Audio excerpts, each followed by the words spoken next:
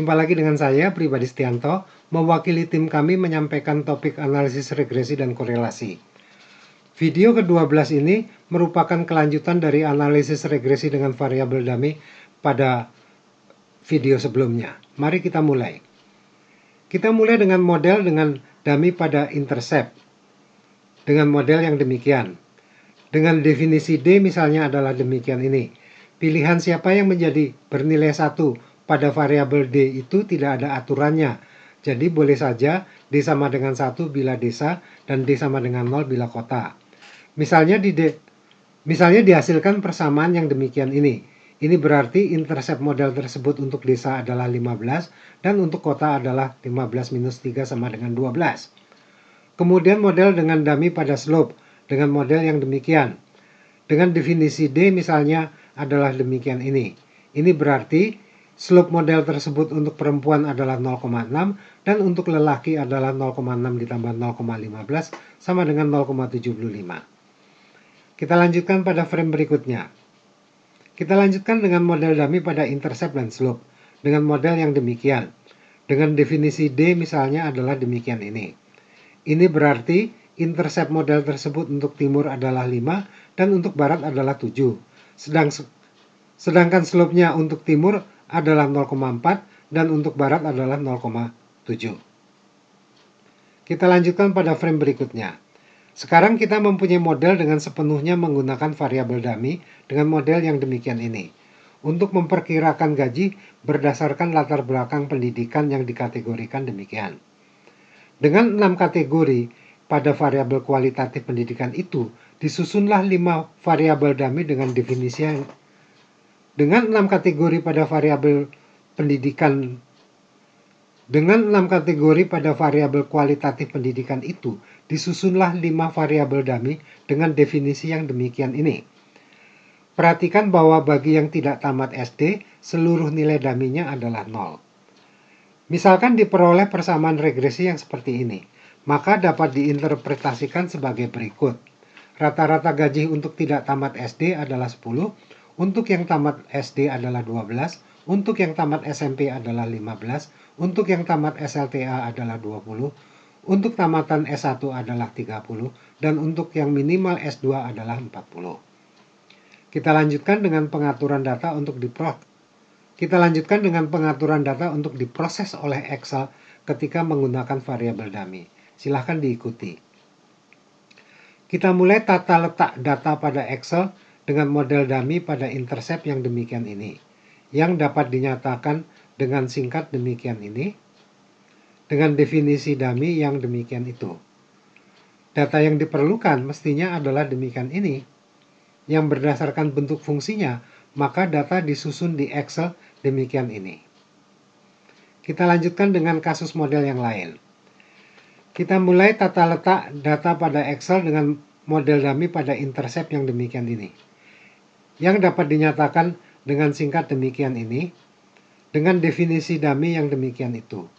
Data yang diperlukan mestinya adalah demikian ini, yang berdasarkan bentuk fungsinya, maka data disusun di Excel demikian itu.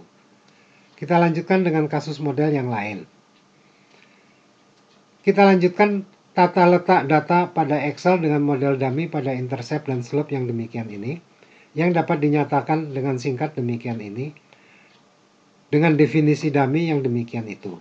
Data yang diperlukan mestinya adalah demikian ini, yang berdasarkan bentuk fungsinya, maka data disusun di Excel demikian itu. Kita lanjutkan dengan kasus model yang lain. Kita lanjutkan tata letak data pada Excel dengan model dummy yang demikian itu, dengan definisi dummy yang demikian itu. Misalkan inilah datanya itu, yang berdasarkan bentuk fungsinya, maka data disusun di Excel demikian itu. TTSD pada baris keempat dari data maksudnya adalah latar belakang pendidikan yang tidak tamat SD. Pada orang itu, nilai semua dummy-nya adalah 0. Demikianlah seluruh materi analisis regresi dan korelasi. Cukup banyak sehingga menggunakan 3 sesi perkuliahan. Selanjutnya kita akan memasuki frame kesimpulan untuk mengakhiri rangkaian 3 sesi itu. Inilah yang dipelajari selama 3 sesi terakhir.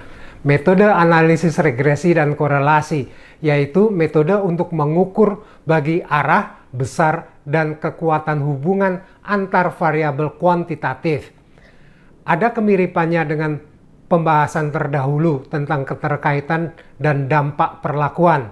Namun, pada analisis regresi dan korelasi, dengan skala ukur data yang lebih tinggi, yaitu interval atau bahkan rasio, lebih banyak keterkaitan yang dapat diungkapkan.